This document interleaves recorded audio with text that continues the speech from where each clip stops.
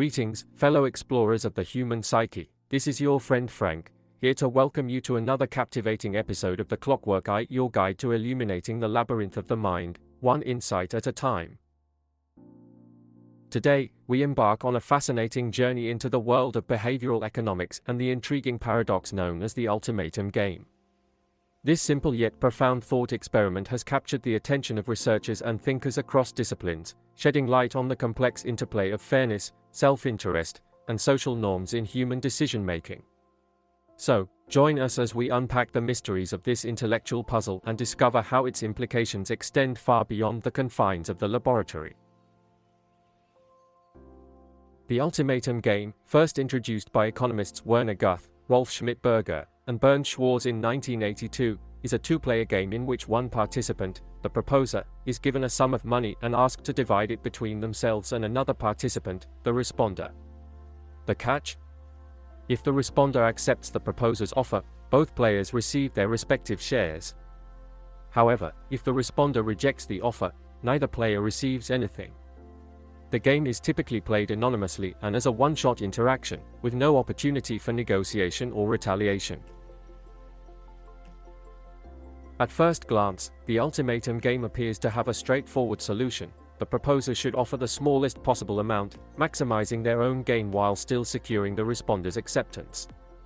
After all, as the economist Adam Smith famously argued in his seminal work, The Wealth of Nations, it is not from the benevolence of the butcher, the brewer, or the baker that we expect our dinner, but from their regard to their own interest. And yet, when the Ultimatum Game is played out in practice, a curious pattern emerges.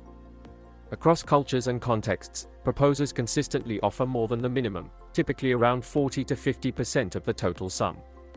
Even more remarkably, responders often reject offers that are perceived as unfair, even though doing so means foregoing a positive payoff. As the behavioral economist Dan Orely observes in his book, Predictably Irrational, we are all far less rational in our decision-making than standard economic theory assumes. Our irrational behaviors are neither random nor senseless, they are systematic and predictable. The Ultimatum Game reveals the powerful role that fairness and social norms play in shaping human behavior, often overriding the narrow pursuit of self-interest.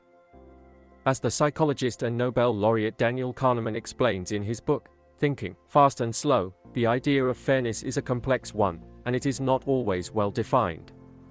But people generally agree that it is unfair for some people to get much more than others for no good reason. This innate sense of fairness, it seems, is deeply ingrained in the human psyche, reflecting the evolutionary importance of cooperation and reciprocity in our social species. As the anthropologist Frans de Waal argues in his book, Our Inner Ape, human morality is not a cultural invention, like writing or the wheel, but an integral part of our biology, with deep roots in our primate heritage. The implications of the Ultimatum Game extend far beyond the realm of academic curiosity, shedding light on a wide range of real-world phenomena, from wage negotiations and international treaties to the design of public policies and the functioning of markets. In his book, The Moral Economy, Why Good Incentives Are No Substitute for Good Citizens, political philosopher Samuel Bowles argues that the success of societies and institutions depends not only on the alignment of incentives but also on the cultivation of moral sentiments and pro-social norms. As Bowles writes, the policies that follow from this new paradigm are not always intuitive. They include more reliance on community governance, less emphasis on incentives, and a greater focus on cultivating civic virtues and good citizenship. By understanding the complex interplay of self-interest and social norms revealed by the Ultimatum Game, we can design institutions and policies that harness the power of human cooperation and foster a more just and equitable society. But the lessons of the Ultimatum Game extend beyond the realm of policy and into the fabric of our everyday lives. In his book, Give and Take, Why Helping Others Drives Our Success, organizational psychologist Adam Grant argues that the most successful individuals and organizations are those that prioritize generosity and reciprocity over narrow self-interest.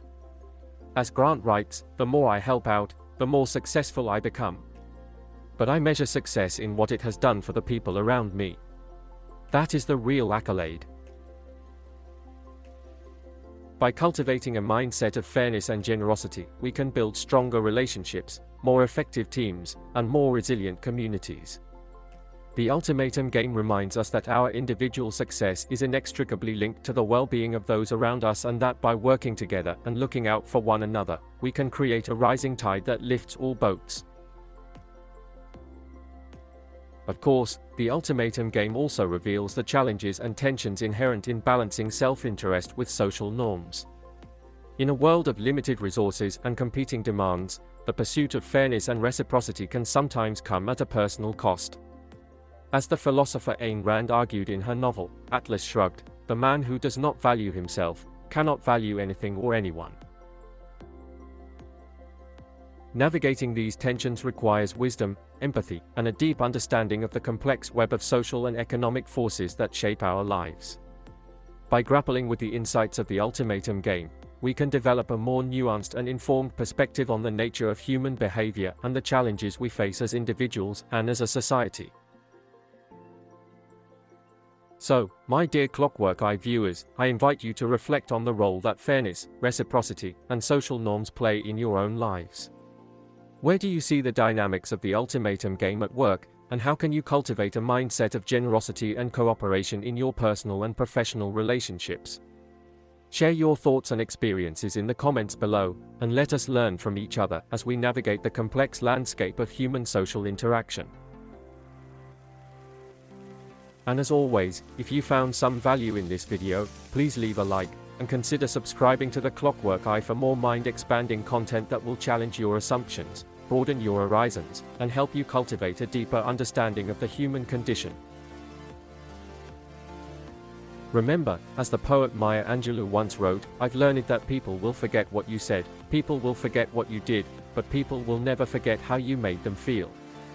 By embracing the lessons of the Ultimatum Game and striving to create a world of fairness, generosity, and mutual understanding, we can leave a lasting impact on those around us and help build a more just and compassionate society.